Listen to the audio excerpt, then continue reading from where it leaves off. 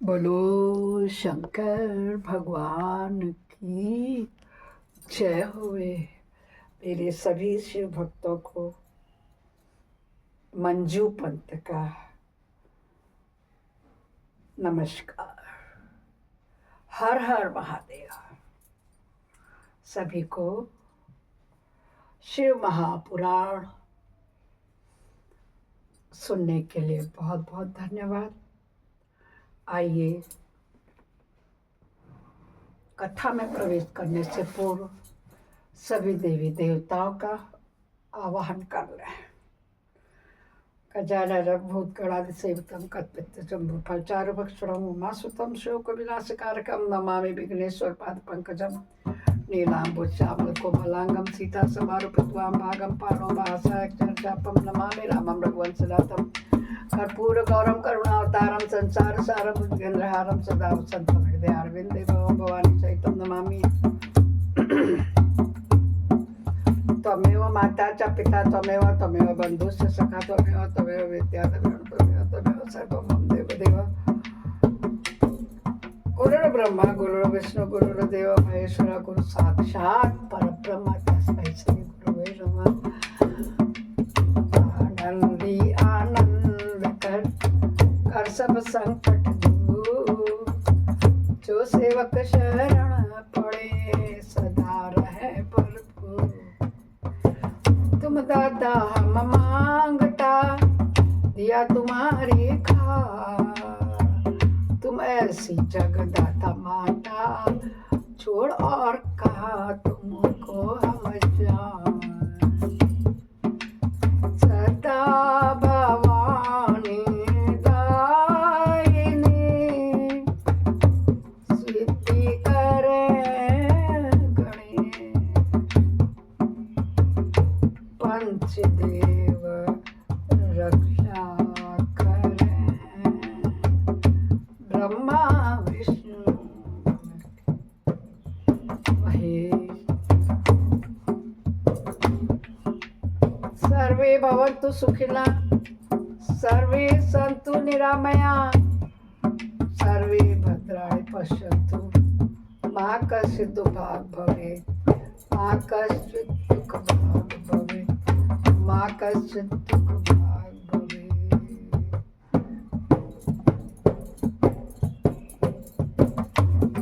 हम कथा सुनाते हैं शिव महापुराण की, हम कथा सुनाते हैं भक्तों जिसको श्रवण कर मिट जाती है जन्म जन्म की व्यथा। यही है शिव शंकर की कथा, यही है भोले बाबा की कथा। शिव शंकर की कथा, भोले बाबा की कथा। ओम नमः शिवाय, ओम नमः शिवाय, ओम नमः शिवाय, ओम नमः शिवाय, ओम नमः शिवाय, ओम नमः शिवाय, ओम नमः शिवाय, ओम नमः शिवाय, ओम नमः शिवाय, ओम नमः शिवाय। बोलो शंकर भगवान की जय होवे। जय जय भोलेनाथ, जय जय शंकरनाथ। सभी देवी देवताओं की जय हो। शिव भक्तों को मेरा सादर प्रणाम। कल हमने कैलाश संहिता का 14वां अध्याय का अध्ययन किया था। आज हम 15वें अध्याय में अध्ययन करने जा रहे हैं। 16, 15, 16 दो अध्याय हम अध्ययन कर लेंगे। छोटे छोटे हैं, प्यार के साथ साथ प्रेम और भक्ति भी बनाए रखें। श्रद्धा और विश्वास ऐसी चीज है जो सबसे पहले फलीभूत होती है। जो भी जहाँ भी देश विदेश, अपने देश पड़ोस पास समाज रिश्तेदारी दोस्ती यूट्यूबर साथियों में से जो भी मेरे शिव पुराण को सुनता है, शिव जी की अनुकंपा के साथ साथ वह मेरा भी तहे दिल से धन्यवाद ग्रहण करें, क्योंकि जब आप लोग सुनते हैं तभी मेरा दिल भी सुनाने को करता है ना। आप लोग के अच्छे अच्छे कमेंट्स, अच्छी अच्छी बातें, मुलाकातें होने पर थोड़ा शिव कथा के वाचन के विषय में वार्तालाप, शिव जी की कृपा हमें प्राप्त देती है। जहाँ शिव चर्चा होती है वहाँ शिव खुद उपस्थित होकर आशीर्वाद देते हैं। इसीलिए कहती हूँ मैं कि यदि आप मेरे चैनल में पहली बार आ रहे हैं, दिख रहा है ना मेरा चैनल आपको, मंजू पंत की दुनिया, इतनी सी दुनिया मेरी, मैं और मेरा मंदिर, मेरे पति देव और मेरे बच्चे। सब्सक्राइब करना ना भूलें। पहली बार आ रहे हैं, यदि पहली बार आ रहे हैं, सब्सक्राइब एक ही बार किया जाता है। उसके बगल में आइकन बेल होगी ना, उसको प्रेस कर देना, जिससे सबसे पहले नोटिफिकेशन आपके पास जाएगा। मैंने आज क्या सुनाया, अदा ने क्या गाया, मैं शिव पुराण सुना रही हूँ, देख लो। ये भक्ति चैनल मेरा है, तभी तो जो आप कहोगे नया नया आपको देते जाऊंगी। भजन कीर्तन, आजकल तो होली भी डाल रही हो, रोज होली आ गई ना। ध्यान रहे 27 फरवरी को आमल की एकादशी है। आंवले के पेड़ में चीर बांधने ना भूलें, अवश्य जाए।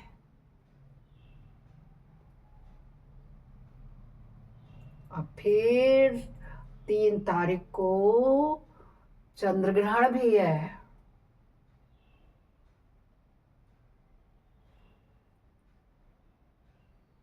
होलिका दहन होगा।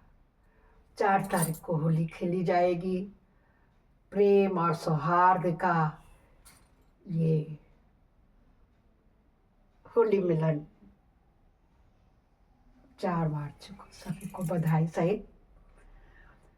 आइए कथा में प्रवेश करें।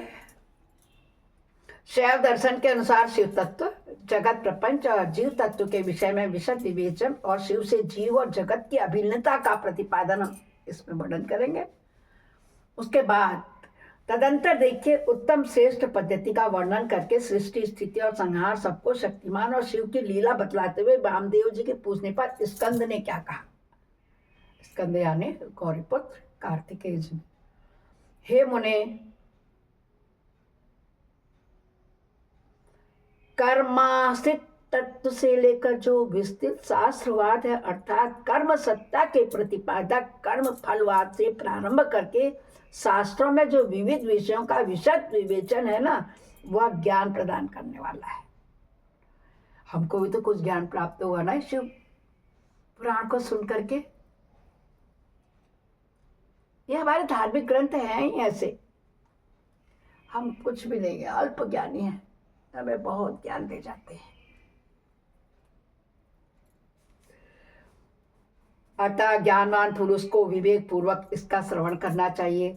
तुमने जिन शिष्यों का उपदेश दिया है उनमें से कौन कौन तुम्हारे समान है? वे अधम शिष्य आज भी अन्य शास्त्रों में भटक रहे हैं, अनिश्वरवादी दर्शनों के चक्कर में पड़कर मोहित हो रहे हैं। 6 मुनियों ने उन्हें शाप दे रखा है, क्योंकि पहले वे शिव की निंदा किया करते थे। अतः उनकी बातें नहीं सुननी चाहिए, क्योंकि वे अन्यथावादी शिव शास्त्र की विपरीत बात करने वाले हैं। यहाँ 5 अवयवों से युक्त अनुमान के प्रयोग के लिए भी अवकाश है ही नहीं।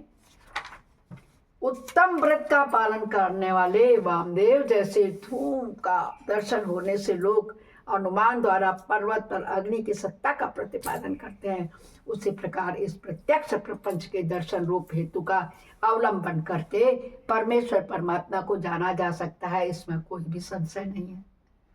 इसे अपना स्तंभ मान लो, सहारा मान लो, खंभ मान लो, तो हमारी नैया पार हो जाएगी। वो कौन है? शिव तत्व, परम तत्व, शिव की गाथा, शिव का नाम, शिव भजन। यह विश्व स्त्री पुरुष रूप है, ऐसा प्रत्यक्ष से देखा जाता है। 6 कोष रूप है जो शरीर में, उसमें आदि के 6 कोष रूपों में 3 माता के अंश से उत्पन्न हुए हैं और अंतिम 3 पिता के अंश से। यह श्रुति का कथन है।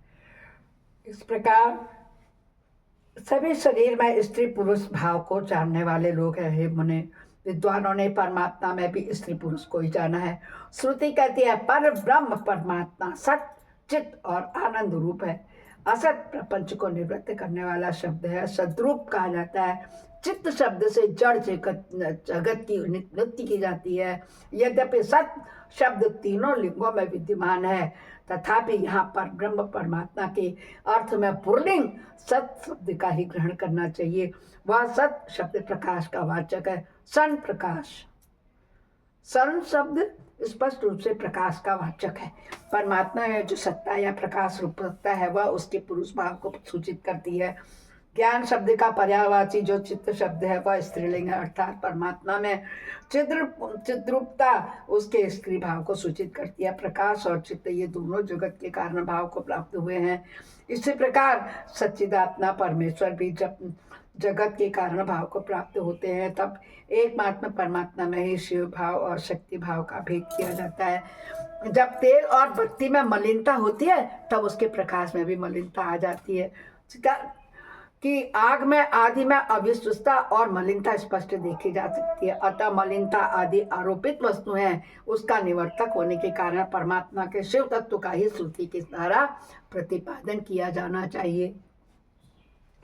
जीव के आश्रित जो चित शक्ति है ना, वह सदा दुर्बल होती है। उसकी निवृत्ति के लिए परमात्मा में सर्वकालिक सर्वशक्तिमत्ता विद्यमान है। ईश्वर बलवान है, शक्तिमान है, यह व्यवहार देखा जाता है। महामुने वामदेव लोक और वेद में भी सदा ही की परमात्मा की शिव रूपता और शक्ति रूपता का साक्षात्कार कराया गया है। शिव और शक्ति के संयोग से निरंतर आनंद प्रकट रहता है। अतः मुने उस आनंद को प्राप्त करने के उद्देश्य से ही पाप रहित मुनि शिव में ही मन लगा करके निरामय शिव परम कल्याण में एवं परमानंद को प्राप्त हुए हैं। हमारे पास सारे उदाहरण हैं इस बात के। तो उपनिषदों में शिव और शक्ति को ही सर्वात्मा एवं ब्रह्म कहा गया है। ब्रह्म शब्द से ब्रहित धातु व्यापकता और सर्वात्मकता को ही प्रतिपादित होता है। शुंभ नामक विग्रह में ब्रह्मगणत्व और बृहत्व व्यापकता एवं विशालता नित्य विद्यमान है। सद्यो जाताति पंच ब्रह्ममय शिव विग्रह में विश्व की प्रतीति ब्रह्मा शब्द से ही कही गई। वामदेव में हंस पद को उलट लेने से सोहम पद बनता है। उसमें प्रणव का प्राकट्य कैसे होता है, यह तुम्हारे स्नेहवश आज मैं तुम्हें बता रहा हूँ। कौन कह रहे हैं? नामदेव जी।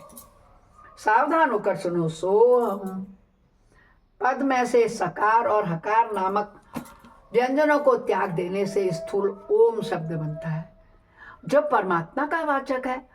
तत्वदर्शी मुनि कहते हैं कि उसे महामंत्र रूप जानना चाहिए। उसमें जो सूक्ष्म महामंत्र है उसका उद्धार मैं तुम्हें बता रहा हूँ। हंस पद में 3 अक्षर है, ह, अ, स। इन तीनों में जो अ है वह 15वें अनुस्वार और 16वें विसर्ग के साथ है। सकार के साथ जो अ है वह विसर्ग सहित है। वह यदि सकार के साथ उठकर हम हो जाते ना, सोहम, और में अंक अंदर लग जाता है कि आदि में चला जाए तो हंस के विपरीत सोहम हो जाता है। यह महामंत्र कहलाएगा। मैं आपको सीखती हूँ, कितनी बार सुना है। शिवोहम शिवोहम शिवोहम शिवोहम शिवोहम शिवोहम शिवोहम शिवोहम, यही है सोहम। पर जो है वो अमित है। ये जब बोल रहे हो कर रहे हो सब क्या है? परमात्मा ही है। आत्मा परमात्मा का ही स्वरूप है। इसलिए सोहम यह महामंत्र हो जाता है। इसमें जो सकार है वह शिव का वाचक है, अर्थात शिव ही सकार के अर्थ माने गए हैं। सत्यात्मक शिव ही इस महामंत्र के वाच्यार्थ है। यह विद्वानों का निर्णय है। गुरु जब शिष्य को इस महामंत्र का उपदेश देते हैं तब सोहम पद से उसको सत्यात्मक शिव का ही बोध कराना अभीष्ट होता है। अर्थात वह यह अनुभव करे कि मैं शक्यात्मक शिव रूप हूँ। इस प्रकार जब यह महामंत्र जीव परक होता है, अर्थात जीव की शिव रूपता को बोध कराता है, तब पशु जीव अपने को सत्यात्मक एवं शिव का अंश जान करके शिव के साथ अपनी एकाग्रता सिद्ध हो जाने से शिव की समता का भागी हो जाता है। बोलो शंकर भगवान की जय हो वे। अब श्रुति के प्रज्ञानम ब्रह्म, इस वाक्य में जो प्रज्ञानम पद आया है उसके अर्थ को दिखाया जा रहा है। प्रज्ञान शब्द चैतन्य का पर्याय है, इसमें संशय नहीं है मुने। शिव सूत्र में यह कहा गया है कि चैतन्यम आत्मा, अर्थात आत्मा ब्रह्म या परमात्मा चैतन्य रूप है। चैतन्य शब्द से यह सूचित होता है कि जिसमें विश्व का संपूर्ण ज्ञान तथा स्वतंत्रता पूर्वक जगत के निर्माण की क्रिया स्वभावतः विद्यमान है, उसी को आत्मा या परमात्मा कहा गया है। इस प्रकार मैंने यहाँ शिव सूत्रों की व्याख्या कर दी है। ज्ञानबंध यह दूसरा शिव सूत्र है। इसमें पशु वर्ग जीव समुदाय का लक्षण बताया गया है। इस सूत्र में आदिपद ज्ञानम के द्वारा किंचित मात्र भी ज्ञान और क्रिया का ज्ञान होना ही जीव का लक्षण कहलाता है। जब ज्ञान और क्रिया साथ साथ हो जाती है, जो तुमको ज्ञान है उसका तो क्रियान्वयन भी तो करो, खाली अपने इसमें रख करके क्या फायदा है। तभी तो मंजू पंत बांटते चल रही है प्यार। हर किसी की किस्मत में नहीं होता है, लाख कोशिश कर लो क्या होता है, वही होता है जो मंजूर खुदा होता है। शिव पुराण सबको सुना रहे हो, मगर हर कोई नहीं सुन पाएगा। वही सुनेगा जिसका कल्याण होना होगा।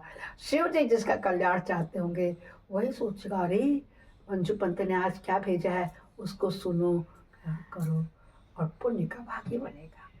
इसलिए कहते हैं भगवत कीर्तन संकीर्तन भी हर किसी के नसीब में नहीं होता है। कौन जाए सत्संग में, उतनी देर तक तो एक मूवी पूरी हो जाएगी, मॉल में जाकर के पिज्जा खाया जाएगा।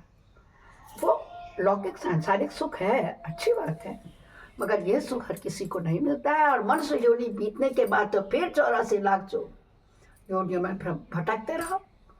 इससे अच्छा जब बुद्धि है, मैं सरल भाषा में कह रही हूँ, तो इसे सुनो और मोक्ष को द्वार खोल के मोक्ष प्राप्त करो, प्रभु चरणों में जगह लो। अब ज्ञान बंदेश का दूसरा शिव सूक्त है। इसमें पशु वर्ग जीव समुदाय का लक्षण बताया गया है। इस सूत्र में आदिपद ज्ञानम के द्वारा किंचित मात्र ज्ञान और क्रिया का ही होना जीवी का लक्षण कहा गया है। यह ज्ञान और क्रिया पराशक्ति का प्रथम स्पंदन है। कृष्ण यजुर्वेद की श्वेता स्वतर शाखा का अध्ययन करने वाले विद्वानों ने स्वाभाविकी ज्ञान बल क्रिया च इस श्रुति के द्वारा इस पराशक्ति का प्रसन्नता पूर्वक स्तवन किया है। भगवान शंकर की 3 दृष्टियां मानी जाती हैं, ज्ञान, क्रिया और इच्छा रूप। ये तीनों दृष्टियां जीवों के मन में स्थित होती हैं। इंद्रिय ज्ञान गोचर देह में प्रवेश करके जीव रूपी को सदा ही जानती और करती हैं। अतः यह दृष्टि त्रय रूप जीव आत्मा महेश्वर का स्वरूप, ये ऐसा निश्चित सिद्धांत है, तभी तो सोहम कहते हैं। फिर अब मैं जगत प्रपंच के साथ प्रणव की एकता का बोध कराने वाले प्रपंच का वर्णन करने जा रही हूँ। तैत्तरीय अर्थात प्रत्यक्ष दिखाई देने वाला समस्त जगत ओंकार है, यह सनातन श्रुति का कथन है। इससे प्रणव और जगत की एकता सूची होती है। इस वाक्य से प्रारंभ करके तैत्तरीय श्रुति ने संसार की सृष्टि का क्रम का वर्णन किया है। वामदेव उस श्रुति का जो विवेक पूर्ण तात्पर्य है उसे मैं तुम्हारे स्नेहवश बता रहा हूँ, सुनो। शिव शक्ति का संयोग ही परमात्मा है, यह ज्ञानी पुरुषों का निश्चित मत है। शिव की जो पराशक्ति है उससे चित्त शक्ति प्रकट होती है। चित्त शक्ति से आनंद शक्ति का प्रादुर्भाव होता है, आनंद शक्ति से इच्छा शक्ति का उद्भव होता है, इच्छा शक्ति से ज्ञान शक्ति का, और ज्ञान शक्ति से 5वीं क्रिया शक्ति प्रकट होती है। मुने इन्हीं से निवृत्ति आदि कलाएं उत्पन्न होती है। चित्त शक्ति से नाद और आनंद शक्ति से बिंदु का प्राकट्य होता है, इच्छा शक्ति से मकार प्रकट होता है, और ज्ञान शक्ति से 5वां स्वर उकार उत्पन्न होता है, और क्रिया शक्ति से आकार की उत्पत्ति होती है। मुनीश्वर, इस प्रकार मैंने तुम्हें प्रणव की उत्पत्ति बतलाई है। अब ईशान आदि पंच के ब्रह्म की उत्पत्ति का वर्णन सुनो। शिव से ही ईशान उत्पन्न हुए हैं। जो शिव जी है ना, इन्हीं से ईशान उत्पन्न हुआ है। ईशान से तत्पुरुष का प्रादुर्भाव हुआ है, तत्पुरुष से अघोर का, अघोर से वामदेव का और वामदेव से सद्योजात का प्राकट्य हुआ है। इस आदि अक्षर प्रणव से ही मूलभूत 5 स्वर और 33 व्यंजन के रूप में 38 अक्षरों का प्रादुर्भाव हुआ है। अब कलाओं की उत्पत्ति का क्रम सुनो। ईशान शांत्य तीता कला उत्पन्न हुई है, तत्पुरुषों से शांति कला, अघोर से विद्या कला, वामदेव से प्रतिष्ठा कला और सद्योजात से निवृत्ति कला की उत्पत्ति हुई है। ईशान से चित्त शक्ति द्वारा मिथुन पंचकत की उत्पत्ति हुई। अनुग्रह, तिरोभाव, संहार, स्थिति और सृष्टि, इन 5 कृत्यों का हेतु होने के कारण उसे पंचक कहते हैं। यह बात तत्वदर्शी ज्ञानी मुनियों ने कही है। वाचक के संबंध में उनमें मिथुनत्व की प्राप्ति होती है। कला वर्ण स्वरूप इस पंचक में भूत पंचक की गणना है। मुनि श्रेष्ठ, आकाश आदि के क्रम से इन 5 मिथुनों की उत्पत्ति हुई है। इनमें पहला मिथुन है आकाश, दूसरा वायु, तीसरा अग्नि, चौथा जल और 5वां मिथुन पृथ्वी है। इन्हीं से तो बना है हमारा शरीर। क्षिति जल पावक गगन समीरा। इसमें आकाश से लेकर के पृथ्वी तक के भूतों का जैसा स्वरूप बताया गया उसे सुनो। आकाश में एकमात्र शब्द ही गुण है। वायु में शब्द स्पर्श 2 गुण हैं। इनमें शब्द और स्पर्श और रूप तीन गुणों की प्रधानता है। जल में शब्द स्पर्श रूप और रस 4 गुण माने जाते हैं। या पृथ्वी शब्द स्पर्श रूप रस गंध इन 5 गुणों से संपन्न है। यही भूतों का व्यापक तत्व कहलाया गया है। अर्थात शब्दादि गुणों द्वारा आकाश आदि भूत वायु और परवर्ती भूतों में किस प्रकार से व्यापक है यह दिखाया गया है। इसके विपरीत गंध आदि गुणों के क्रम से वे भूत परिवर्तित भूतों से व्याप्त हैं। अर्थात गंध गुण वाली पृथ्वी जल का और रस गुण वाला जल अग्नि का व्याप्य है। इत्यादि रूप से इनकी व्यापकता को समझना चाहिए। 5 भूतों का यह विस्तार ही क्या कहलाता है? प्रपंच। सर्व समष्टि का जो आत्मा है उसी का नाम विराट है। और पृथ्वी तत्व से लेकर क्रमशः शिव तत्व तक जो तत्वों का समुदाय है वही ब्रह्मांड है। वह क्रमशः तत्व समूह में लीन होता हुआ अंततोगत्वा सबके जीवन भूत चैतन्यमय परमेश्वर में ही लय को प्राप्त हो जाता है और सृष्टि काल में फिर शिव शक्ति द्वारा शिव से निकलकर स्थूल प्रपंच के रूप में प्रलय काल पर्यंत तक सुखपूर्वक स्थित रहता है। अपनी इच्छा से संसार की सृष्टि के लिए उद्यत हुए महेश्वर का जो प्रथम परिस्पद है ना उसे शिव तत्व कहते हैं। यही इच्छा शक्ति तत्व है क्योंकि संपूर्ण कृत्यों में इसी का अनुवर्तन होता है। मुनीश्वर ज्ञान और क्रिया इन 2 शक्तियों में जब ज्ञान का आधिक्य हो तब उसे सदा शिव तत्व समझना चाहिए और जब क्रिया शक्ति का उद्रेक हो तब उसे महेश्वर तत्व जानना चाहिए तथा जब ज्ञान और क्रिया दोनों शक्तियां समान हो तब वहाँ शुद्ध विद्यात्मक तत्व समझना चाहिए। समस्त भाव पदार्थ परमेश्वर के अंगभूत ही हैं तथा उनमें जो भेद बुद्धि होती है उनका नाम माया तत्व है। जब शिव अपने परम ऐश्वर्यशाली रूप को माया से निग्रहित करके संपूर्ण पदार्थों को ग्रहण करते हैं तब उसका नाम पुरुष होता है। बोलो शंकर भगवान की जय होवे। तत्सृष्टवा तदेवानुप्राविशत्, उस शरीर को रचकर स्वयं उसमें प्रविष्ट हुआ। इस श्रुति ने उसके इसी स्वरूप का प्रतिपादन किया अथवा इसी तत्व का प्रतिपादन करने के लिए उक्त श्रुति का प्रादुर्भाव किया। यदि यही पुरुष माया से मोहित होकर संसार बंधन में बंधा हुआ पशु कहलाता है। शिव तत्व के ज्ञान से शून्य होने के कारण उसकी बुद्धि नाना कर्मों में आसक्ति की ओर मूर्ता को प्राप्त हो जाती है। वह जगत की शिव से अभिन्न नहीं जानता है, अपने को भी शिव से भिन्न नहीं समझता है। प्रभु, यदि शिव से अपनी तथा जगत की अभिन्नता का बोध हो जाए तो इस पशु जीव को मोह का बंधन न प्राप्त हो। ऐसे इंद्रजाल विद्या के ज्ञाता बाजीगर को अपनी रची हुई अद्भुत वस्तुओं के विषय में मोह या भ्रम नहीं होता है, उसी प्रकार ज्ञान योगियों को भी नहीं होता है। गुरु के उपदेश द्वारा अपने ऐश्वर्य का बोध प्राप्त हो जाने पर या चिदानंद घन शिव रूप को ही प्राप्त हो जाता है। शिव की 5 शक्तियां हैं। सर्व कृतत्व रूपा, सर्व तत्व रूपा, पूर्ण तत्व रूपा, नित्य स्वरूपा और व्यापक तत्व रूपा। जीव की 5 कलाएं हैं, कला, विद्या, राग, काल, नियति, इन्हें कला पंचक कहते हैं। जो यहाँ 5 तत्वों के रूप में प्रकट होती हैं उसका नाम कला है। जो कुछ कुछ कर्तव्य में हेतु बनती हैं और कुछ तत्वों का साधन होती हैं उस कला का नाम विद्या है। जो विषयों में आसक्ति पैदा करने वाले हैं उस कला का नाम राग है। जो भाव पदार्थों और प्रकाशों का भाषणात्मक रूप में क्रमशः अवच्छेदक होकर संपूर्ण भूतों का आदि का कहलाता है वही काल है। यही मेरा कर्तव्य है और यही नहीं है। इस प्रकार नियंत्रण करने वाली जो विभू की शक्ति है ना उसका नाम नियति है। इसके आक्षेप से जीव का पतन होता है। ये पांचों ही जीव के स्वरूप को आच्छादित करने में आवरण किए हुए हैं, इसलिए पंचक चुक कहे गए हैं। इनके निवारण के लिए अंतरगत साधन की आवश्यकता होती है। बोलो शंकर भगवान की जय होवे। जय जय शंकरनाथ, जय जय भोलेनाथ, बम बम भोले की जय होवे।